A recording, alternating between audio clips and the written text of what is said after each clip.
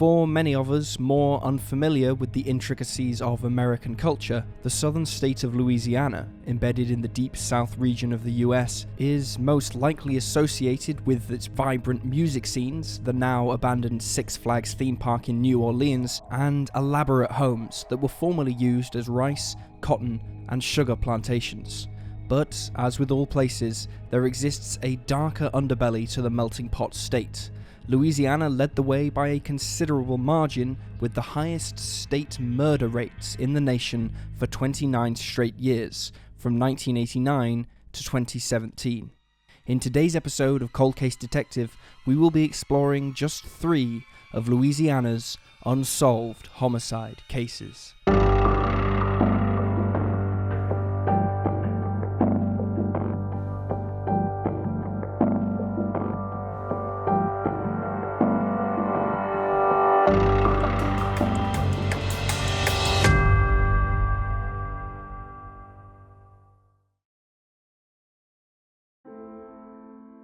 Thomas Hotard and Audrey Moate. 46-year-old Thomas Hotard was a married man native to Louisiana in 1956, who was also maintaining a relationship with a 31-year-old woman named Audrey Moate. Audrey, a divorced single mother of 3 from Baton Rouge, had met her lover at a local chemical company where they both worked in 1952. Their blossoming romance, which ensued soon after, was a well-kept secret from those around them, including their colleagues. While Audrey included Thomas in her social life, he was always introduced as a friend. In 1955, Audrey went to live in St. Louis for 5 months to recover from a nervous breakdown. She returned home with a baby girl whose parents didn't want her, but it was uncovered that Thomas had sponsored the adoption and allowed Audrey to use his surname on the paperwork, leading many online sleuths to speculate that he was the child's father. Audrey's other 2 children were fathered by her ex-husband. The couple regularly met up on Saturdays, where they both would tell the same lie to their families, which was that they simply had to go into work. This was the case on Saturday the 24th of November, 1956. It should have been like any other meetup, as the pair met around 7:30 a.m. and drove to a secluded lover's lane. A father and son spotted Audrey and Thomas around 9 a.m. and, unfortunately, they were also the ones to discover the grisly murder scene the following morning. Thomas Hotard had been shot once in the head with a 16-gauge shotgun, point blank through a side window. Initially, authorities speculated that Audrey was the murderer and had killed her boyfriend in a fit of rage that had followed from a lover's spat. However, this opinion changed when, 50 feet away, bare footprints were spotted on the ground, followed by boot prints, as if Audrey was being chased. Her clothing was found in the car, and personal items were discovered on the ground beside the vehicle. The keys were still in the ignition, but another set of car keys were found where the footprints were located. The footprints, suspected as being Audrey's, ended at a single motorbike track on a road leading to the highway. Audrey's purse was never recovered, and later on, her car was found at the restaurant where the couple had met. Police realised that the car keys found on the ground at the crime scene belonged to Audrey's car. Strangely, it was discovered that just weeks before the murder, Audrey told her mother that she should take the kids and leave the area, but she did not explain why. 2 weeks following the crime, on December 6th, Audrey's former mother-in-law got a phone call.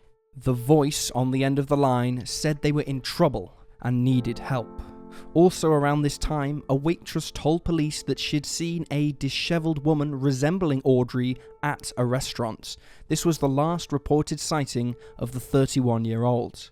An early suspect in the murder of Thomas Hotard was a 41-year-old man by the name of Edmund Dewey.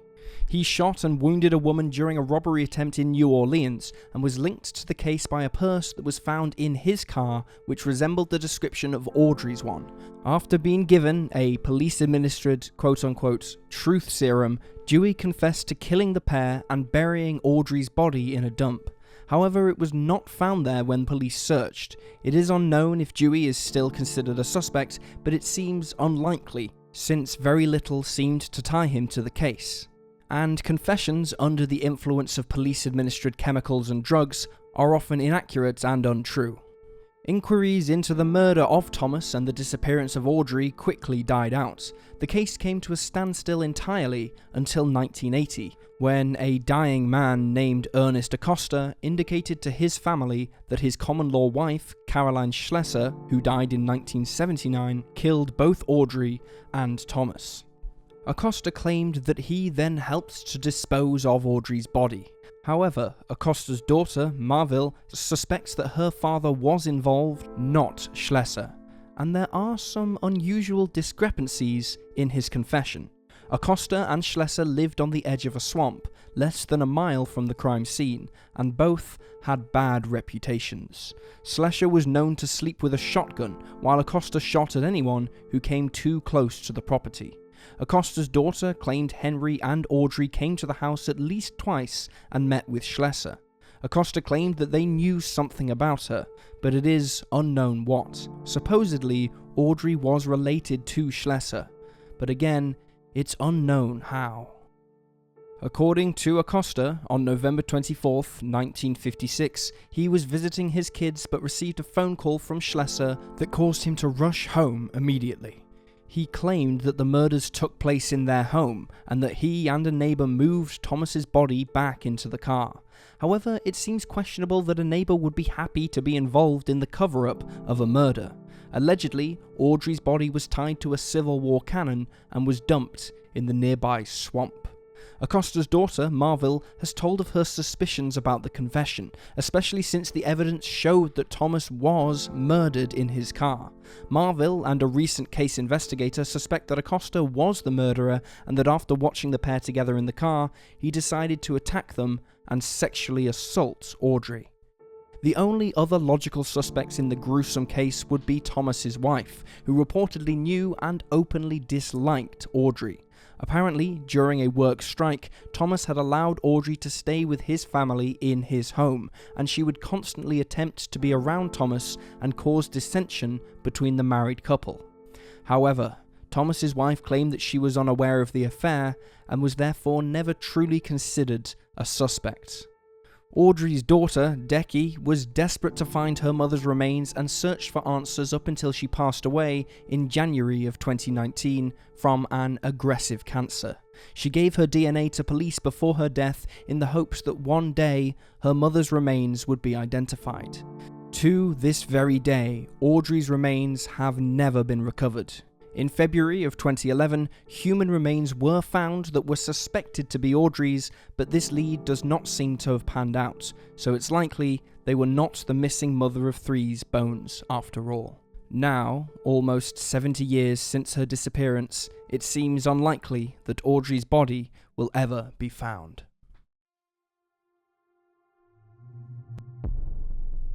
Carol Cole. Previously known as the Boza Doe, Carol Cole spent most of her death being an unidentified Jane Doe. Oddly, Carol had been ruled out as being the identity of the Jane Doe, but it is unknown why. Carol was just 17 years old when her body was found in 1981 in the Boza Parish, Louisiana. She had been concealed in a heavily wooded area. She was found wearing jeans, a white long-sleeved top with pink, yellow and blue stripes, a beige hooded sweater, white socks with blue and yellow streaks, white boxer briefs and bra, and size 7 shoes. One of the most identifying accessories she wore was a leather belt with the buckle reading Buffalo Nickel. Carol's cause of death was established as stabbing, and her body had been punctured 9 times. The murder weapon was found in the soil near her remains. She was killed around 4 to 7 weeks before her body was discovered, and she was in an unrecognizable state of decomposition, although authorities did manage to create a description of what the victim may have looked like.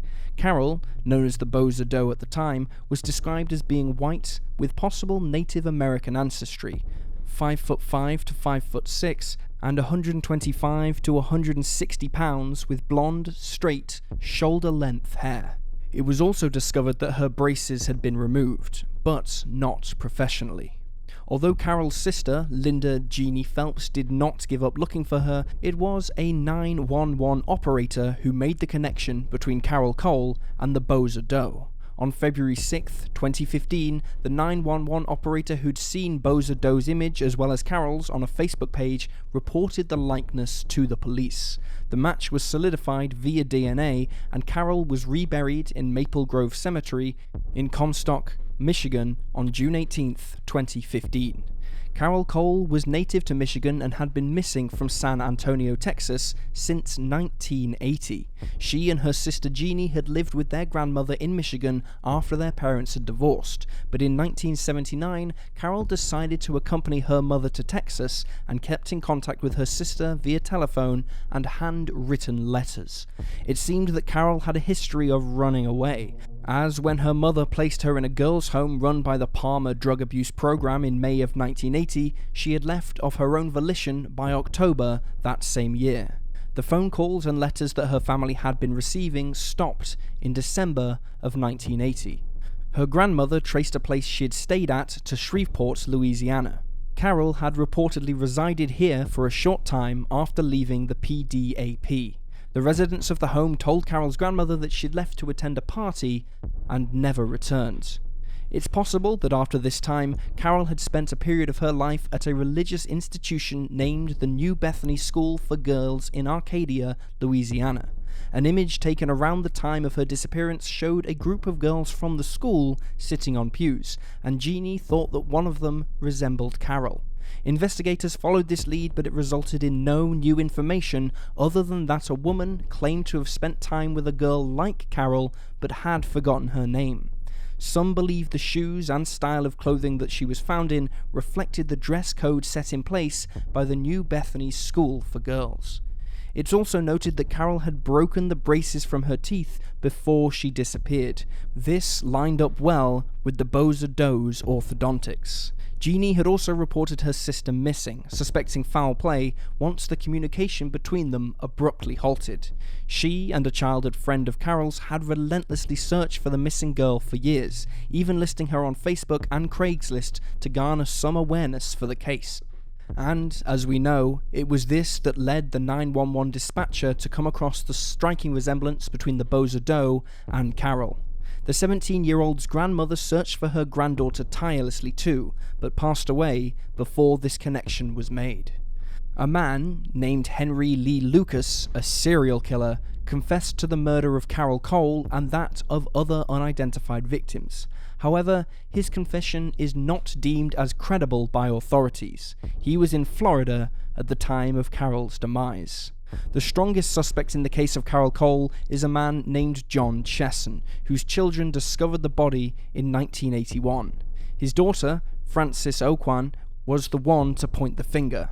According to Francis, Chesson had taken the children hunting for the first time that day to establish his innocence by finding the victim's body and reporting it.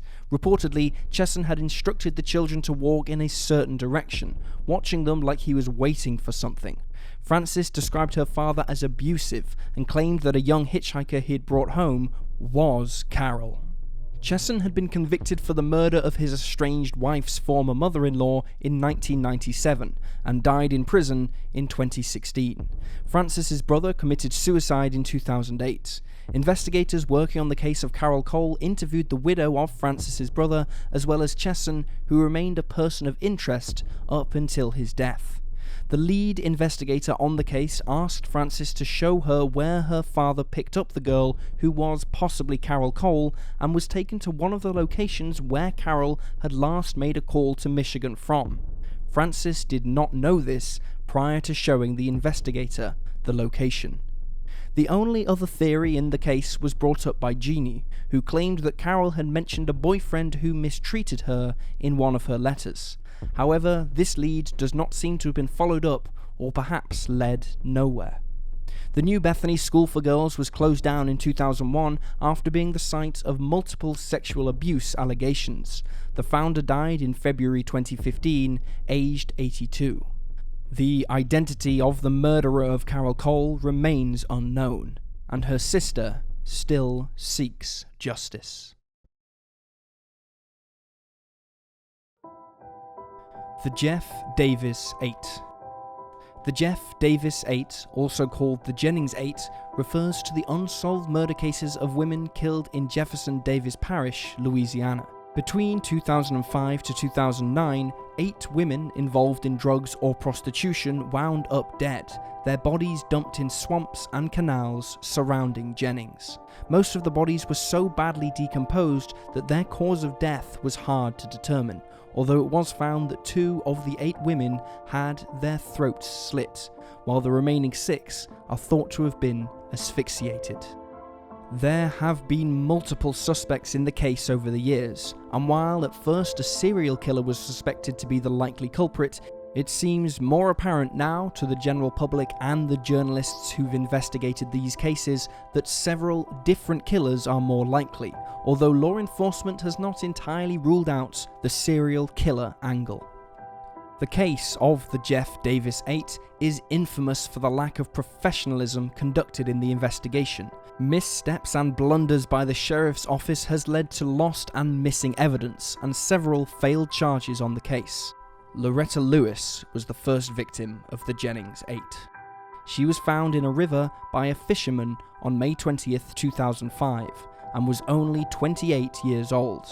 After this, a steady stream of women started turning up murdered in the area. Ernestine Marie Daniels Patterson, 30, was the next victim, followed by Kristen Gary Lopez, Whitney Dubois, Laconia Muggy Brown, Crystal Zeno, and Brittany Gary, who was just 17.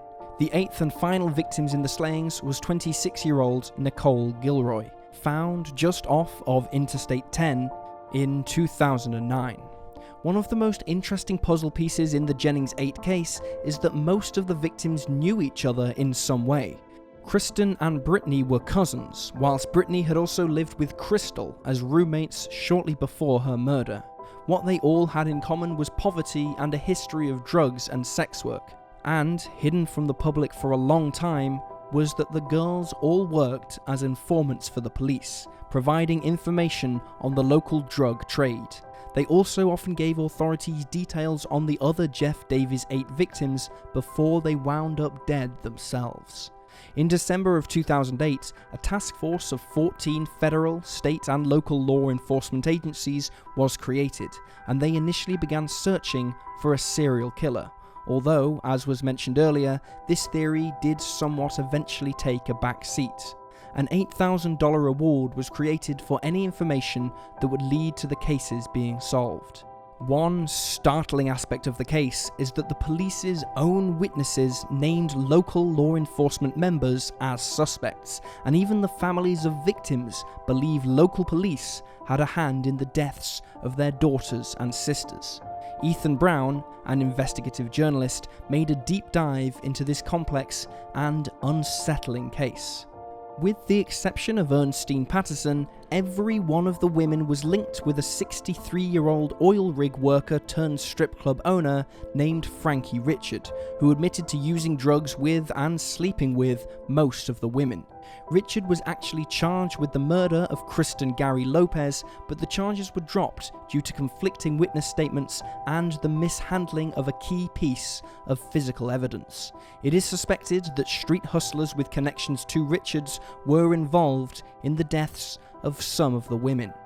Later, 2 other men named Byron Chad Jones and Lawrence Nixon, who was the cousin of Laconia Brown, were charged briefly with the murder of Ernestine Patterson.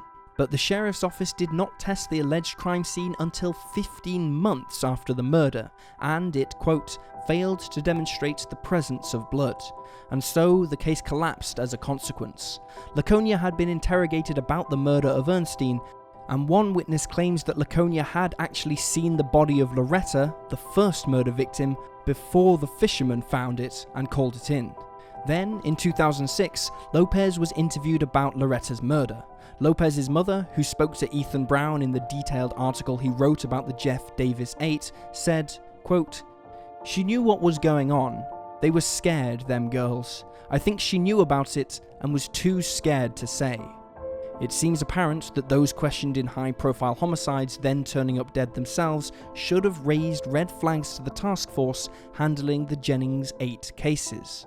So why wasn't this investigated further? Between the claims that local law enforcement members were involved, the family's belief that this was the case, and the known corrupt and flexible police force in the area, it seems that there's little doubt that authorities were involved in these killings. Since the 1990s to 2014, there are 20 unsolved homicides in the Jeff Davis Parish area. This is an unsettlingly low clearance rate inside of a high murder area. The Jennings Police Department and Jeff Davis Parish Sheriff's Office tout, quote, patterns and practices of unconstitutional conduct and seem to be unable to police themselves, often engaging in criminal acts that victimize rather than protect the citizens in their charge. At the end of 2008, a prostitute in the area warned the investigative task force that Nicole Gilroy might be the next victim. Nicole had a long rap sheet, with the majority of her charges having been dropped, as the DA was unwilling to pursue them. Many snitches for police have their charges dropped like this in exchange for off-the-record cooperation, so it seems likely that although the sheriff refused to comment on whether the girls worked as informants for the police, they did indeed do this. Nicole's mother called her paranoid, saying, quote, "It got to the point where she did not want to go anywhere by herself," and, quote, "She used to tell us all the time that it was police killing the girls." Nicole told her mother she wouldn't be around for her 27th birthday and placed her 4 kids in the care of relatives. Task force witnesses say of Nicole in her final days, quote, "She was scared of someone," and, quote, "She knew who killed the girls." Coincidentally, Ernstine's father was one of the last people to see Nicole alive. It is not an isolated incident in this case that relatives have claimed the women told them that law enforcement was to blame for the murders. In fact, it seems almost common knowledge among those who were close to the Jennings 8. In 2007, a sergeant on the police force got word that 2 women in prison at the city jail wanted to shed some light on the unsolved homicides, which were carried out by, quote, high-ranking police officers. He taped the women as they told him highly specific details about the murders of Whitney and Kristen, and, allegedly, police covered up Frankie Richards' role in at least one of their deaths. The murders of the Jeff Davis 8 remain unsolved to this day. The complex, intertwined cases carry many shocking and disturbing coincidences. Far too many for one to think that they are just coincidences. There is in fact too much information for us to be able to go through every detail, but one thing remains clear. There is something deeply disturbing going on in the Jeff Davis Parish Sheriff's Office. But, at least for the moment, the murders of the Jeff Davis 8 will remain unsolved. And there you have the facts. Please leave a comment down below with your own theories and speculations, and remember to like this video and subscribe to support the channel. If you're still hungry for more real-life cold cases, please check out the Cold Case Detectives podcast. Thank you for watching. Stay alert, stay safe, and I'll see you next time.